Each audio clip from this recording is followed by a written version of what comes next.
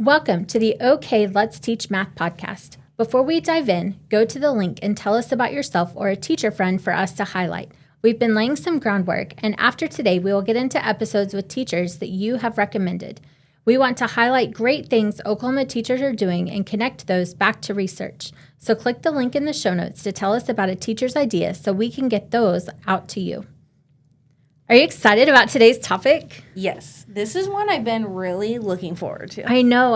It like some of our others, like it's way more complex than I think I realized on the surface, or like many people realize. I think so too. And not only that, I've really just enjoyed it, which I've told you this week, just getting to spend some time in the literature of like, what does our field have to say about this? Yeah, it's been fun. So to give you guys, to bring you into the conversation, we are going to be talking about connecting research and practice. We've got three big questions that we're going to explore. The first, what is connecting research and practice? The second, at what point is something considered research-based or best practice?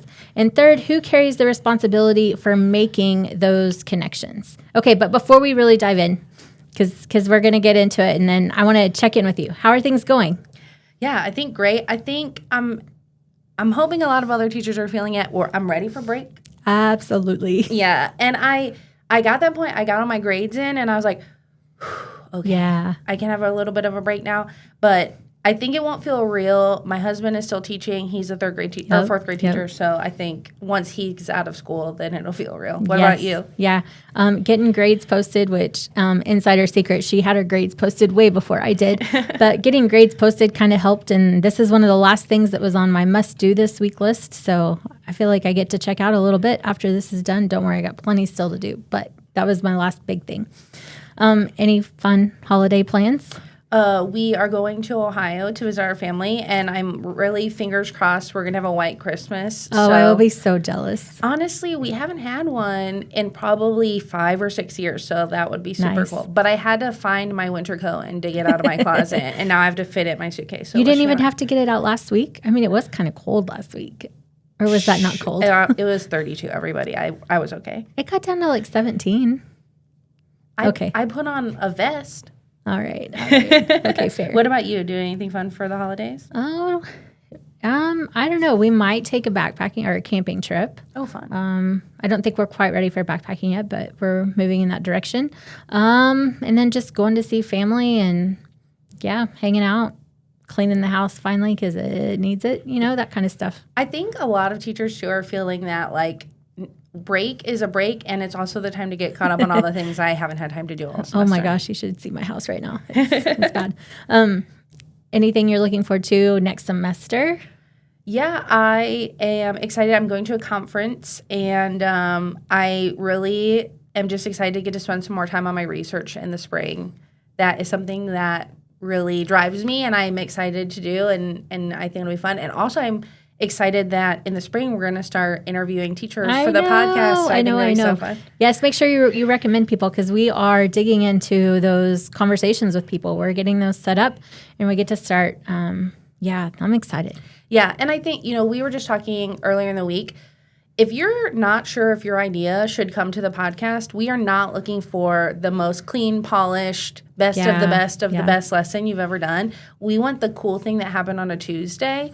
So don't feel like your idea isn't good enough to come here. We want all of the ideas. So make sure you fill out that link and come on the show. Hey, how do you feel about somebody that has an interest in trying something, but they're struggling with how to make it a reality? Like, is that something that that would totally be fun, I think. I think that'd be really fun.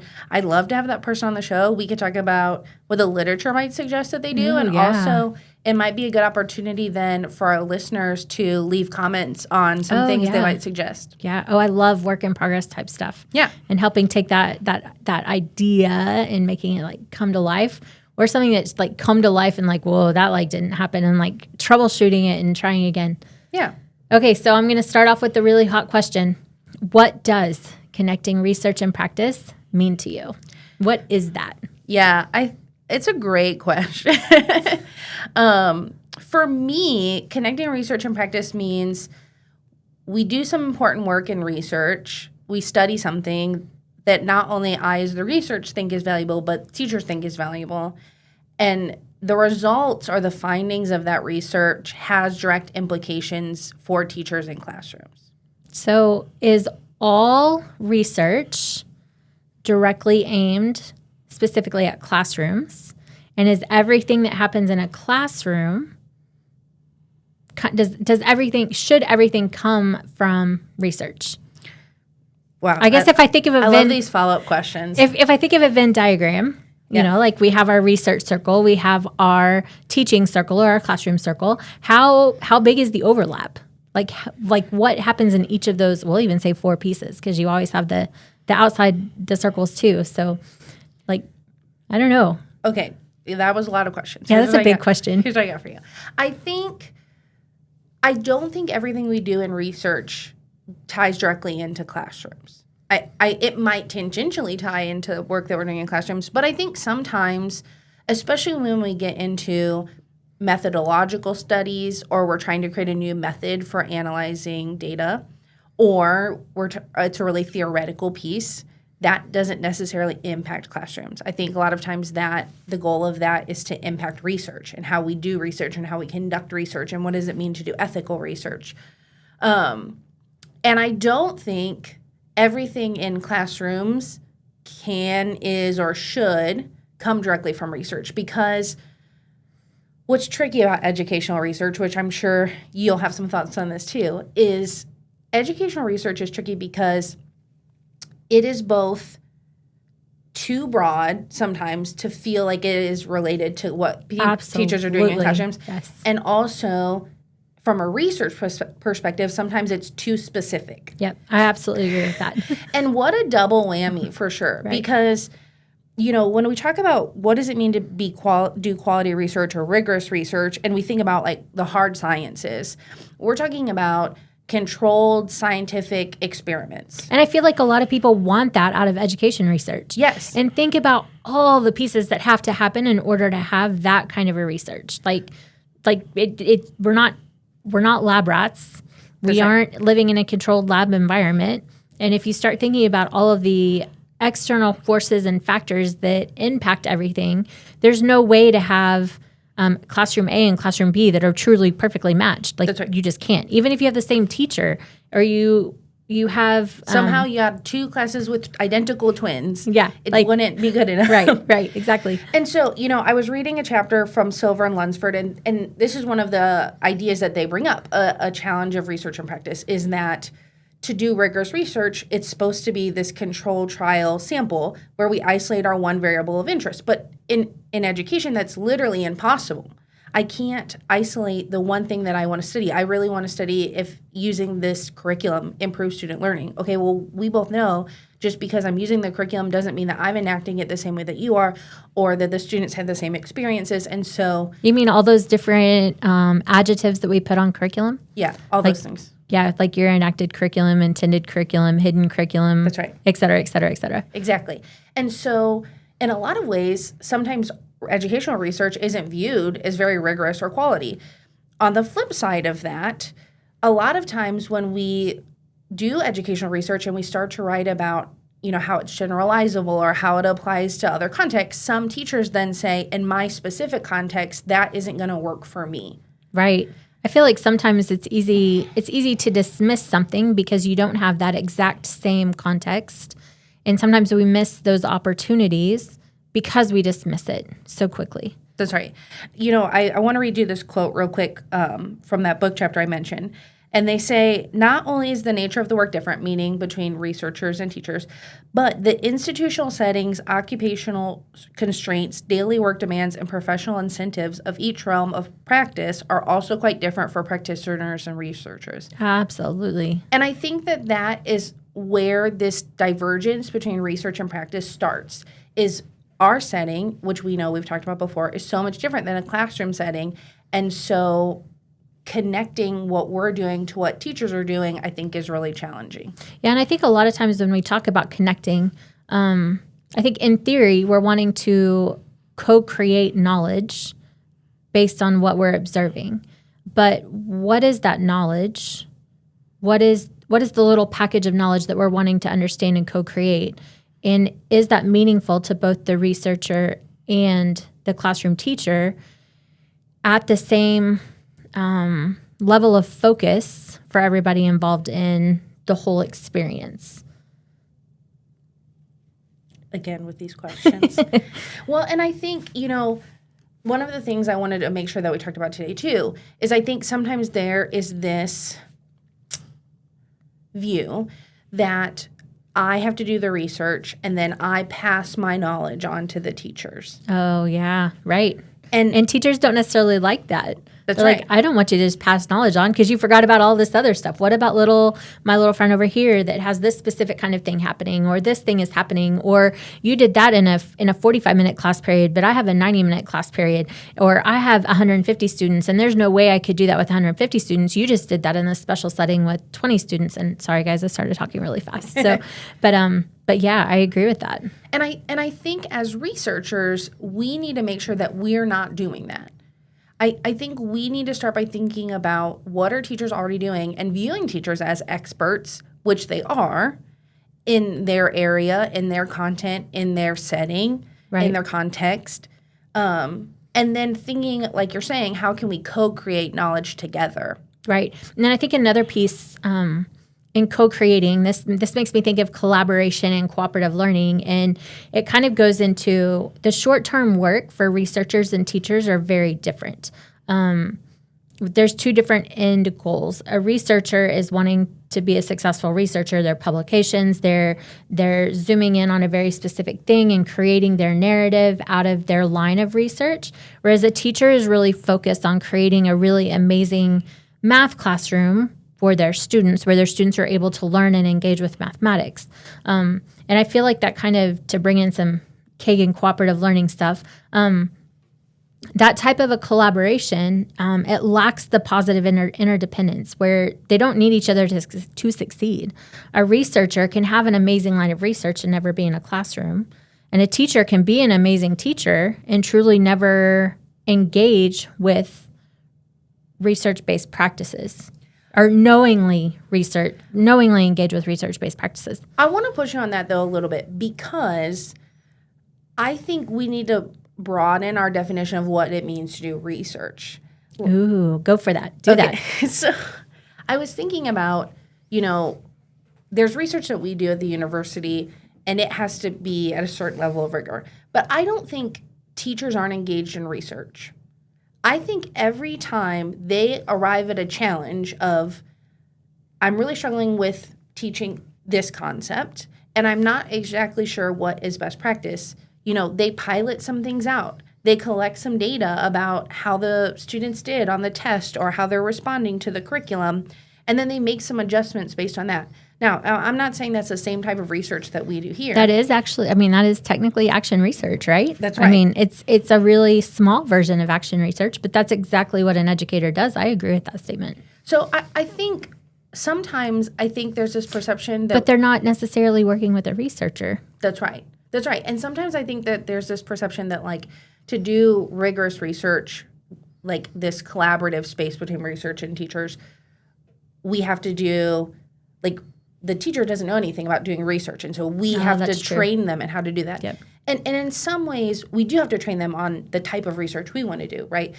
But teachers are very qualified at collecting data, identifying problems, responding to them, interpreting the data, and making adjustments. And so I think they can give so much more insight to the data than somebody that's just looking at data on a piece of paper or a computer screen. That's right. They give the context. So anyway, those are just some of my rough draft thoughts.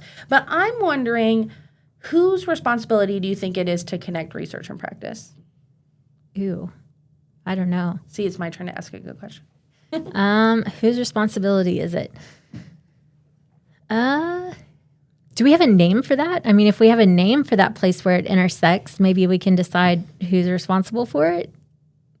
I do not. You guys can't see me, but I have this mischievous grin on my face. Let's see, whose responsibility? I think it's everybody's responsibility, but I think it looks different for your different roles. I think kind of your example that you just gave about a teacher. A teacher has a responsibility to go find answers to problems that they identify. I think researchers have a responsibility to share the information in a way that's not only digestible by other researchers, but is shared in a way that is meaningful to a classroom teacher as well. Because I don't know about you, but before you learned how to read a research paper, like that stuff nobody's got time for that. Classroom teachers don't have time to read a 30-page manuscript out of some of our journals that are written for a very different purpose. They explain how they did the research, and they give all of that other information that validates and explains how the research was done. But oftentimes a classroom teacher just wants to know what it is. And I think not only they want to know what it is, they want to know how does it impact them. Right. And I'm gonna give this example because I read this the other day and it like really bothered me. This was on a Facebook post, and they were talking about building thinking classrooms, and they were being totally dismissive of the entire text because it wasn't research-based. Interesting. Okay, so I was like, it caught my attention, and I was like, okay, got to figure out more about this because I don't agree with that statement. So as I was reading it, they were talking about how all of the chapters they just explain stuff that the author apparently made up and has done and has anecdotal information about how these are great practices. And then I started thinking, well, there is technically some truth to that. I mean, sort of. Hold on. Don't lose me here. But if you read the book doesn't talk about the research because the research is reported elsewhere. Mm-hmm. The research is reported in places where the research should be reported. It's reported in researchy based journals. It's not in the book that's written for teachers to understand. Yep. And to be able to just take this information and use it in their classroom. So building thinking classrooms is written for the teacher, and it gives that teacher information, but the research is somewhere else. And you have to go find the research. It's not just like the research compendium to building thinking classrooms. There's not this collection in this single book. It's out in all of the journals where research is reported. Mm-hmm. And so I find it interesting when we think about that conversation because it wasn't here. We're going to dismiss it as not being research-based. But if we put it there, then we're not packaging the information in a way that's accessible to teachers. No, I think that's a good point. And I really think when we think about like who's responsible for doing the connecting, I think you're right. I think it has to be both teachers, and I think it has to be researchers who are willing to take a more practitioner lens. Absolutely. And like I remember when I was working on my dissertation, my advisor kept telling me, this is too practitioner focused. It needs to be more theoretical because it needs to be more research focused. But for me, the practitioner work is what feels the most important to me anyway. And so that's the work that I want to do. I want to make sure that my work is relevant to teachers. And so I think it's researchers viewing that as quality research and important research. And I also think it's about teachers being willing and doing the work to like go identify research-based best practices that align with their own work. So you and I both have a very intense interest in this research to practice connection, in helping both researchers and teachers make sense of all of this. What about all the researchers out there that their line of focus, like their line of study, their line of work is something very different, and they are able to be very successful without ever putting their work into a teacher-oriented conversation? Yep. Because there's a lot of that work out there, and it's really important, high-quality work that needs to be done. But that means that somebody then needs to take that work and translate it to teacher language and actionable items for teachers. So it comes back to your original question. Who's responsible for that? Yeah, I think it has to be people like us. I think it has to be the people who feel driven and excited and passionate about connecting research and practice.